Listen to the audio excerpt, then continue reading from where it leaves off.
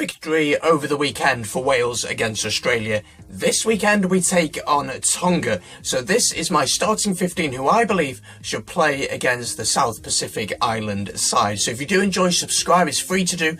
Comment your team down below and like that video. First up, it's the forwards. Let's do this. So let's start with the forwards. First up, in the number 1 shirt, it's going to be Dylan Lewis. Fantastic over the past year or so for the Cardiff Blues and showed a heck of a maturity when coming on to get that important penalty for Wales against Australia. Fantastic with the ball in hand and a powerful player. He has got to start this game against Tonga for me. Alongside him at hooker then is Elliot D, the captain of the Dragons. Hasn't had that much chance to show what he can do over the past few months for Wales. Of course, went on the tour to Argentina and did impress in glimpses.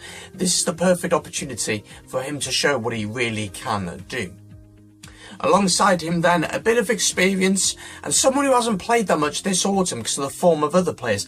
It's Rob Evans. Now, in my opinion, Rob Evans is one of the best scrummagers in the Northern Hemisphere, and that's going to be shown today against Tonga. Massive game against Tonga this is for players who maybe want to show Gallen what they can do, maybe are on the edge of his mind thinking about possibly picking them.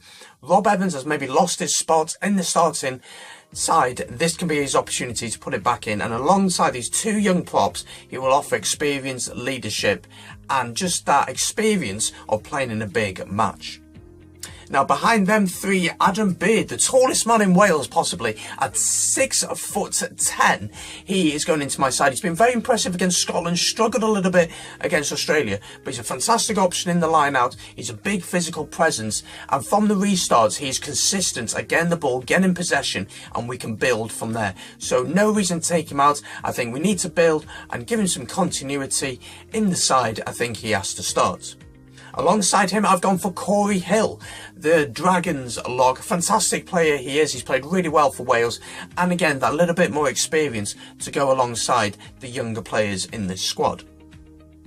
Then, the player who came on against Australia and for some reason decided to kick, it was Ellis Jenkins. Ellis Jenkins has got to play for me. He's shown snippets of what he can do. That grubber kick was not his best moment, but against teams in the Pro 14 for the Cardiff Blues, he's been really, really good. Fantastic player in the tackle and with the ball in hand. For me, he's going to complement the next man. That's Justin Tipuric. Yes, I'm going to put Tipuric in the starting 15. Now, let me tell you why. Tonga are no pushovers. They're a decent side, and we have to respect them as a side. Otherwise, we will lose. And what we don't want is the game to get scrappy. It's the game to get all over the place, because that's what they love. They love the game to get scrappy. They can throw the ball out. They can run wherever they want. That's what they want. Tipuric will give a bit of order. He'll sort the breakdown out like he did on Saturday. Him and Pocock had an amazing battle at the breakdown. He has to start for me, and his experience, he'll probably get the captain's armband. And at number 8, to finish off the forwards, it's Aaron Wainwright of the Dragons. Not had much chance to show what he can do, but for the Dragons, he's been consistent, he's been good. I'm happy to see him in the side. So what do you think of the side so far? Let me know in the comments down below. Now it's time to move on to the back. So for the backs, first of all, it's the half-back pairing. This is key. These are the 2 players who tend to dictate how the game goes and controls the tempo of the match. At number 9, I've gone with Thomas Williams. Now, really, it was an option between him and Aled Davis. Now, Thomas Williams, for me, is one of the best attacking scrum halves in Britain. I generally believe that. I think he's so similar to the way Rhys Webb would like to play. Throw a dummy and go around the corner of the ruck quickly. I love his style of play. Came on against Australia, did a fantastic little run, which got us the penalty to win the match. For me, he has to start. And this game is not too big of a game, but it's an opportunity for him to show what he can do and maybe really cement his place as the backup option to Gareth Davis. I think it's between him, obviously, and Aled Davis. Then at number 10, really, we are so stacked in this position. It's incredible. We've got Anscombe, who has played decently. We've got Patchell, of course, who has recently been out with concussion. We've got Bigger, who came back last weekend, kicked our winner in penalty. And also, we have Jared Evans of the Cardiff Blues. Now, I've gone with Rhys Patchell. Now, I would have loved to have thrown Jared Evans in, but I think this game is a bit too soon for him, and to start him right from the beginning, I think it's just too much for him, and if the game is really tight, he's not really experienced enough to be able to deal with that and to be able to carry the game out. It's different playing at regional level to playing at international level. Patchell has the experience, played really well in Argentina, and offers that attacking element as well. Now, I wouldn't play bigger. I would have Jared Evans on the bench, and if we're winning comfortably with 20-25 minutes to go, we're winning by about 20 points or 15 points, throw him on. Give Jared Evans a run and see what he can do. But I think starting him from the start is a bit too risky, and I'm not comfortable with that happening. But Jared Evans certainly on the bench.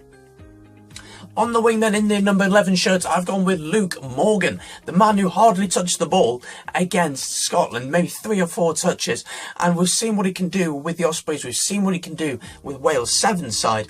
I want to see what he can do at 15 international level for Wales. This would be a perfect opportunity for him. As I said, the Tongans like a scrappy, messy game, the ball going everywhere, everyone running around, but they lack discipline. The Tongans lack discipline and they lack structure. And if Wales can manage to get forward into the match and go ahead, then Luke Morgan will have a feast of tries come near the end of the match, 60 minutes into it or so.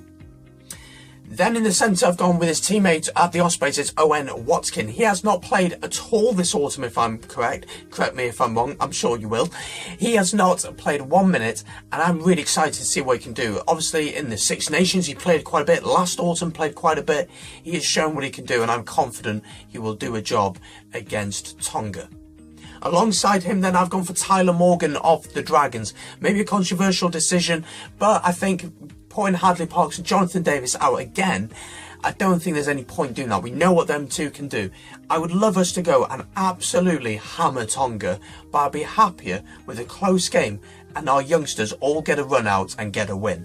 That's what I'd be happy with, because our squad, we're in such a good place as a Welsh side. We are in such a good place with the depth, with our ability. We are currently ranked 3rd in the world, and we've just beaten the side that we're going to be playing in the World Cup. Yes, they're weak at the minute, but we're going to play them in a year, and that psychological barrier has now gone. We are in such a good place, and this opportunity to blood youngsters and to try new things is so exciting as a Welsh fan that things are looking really, we're in such a good place.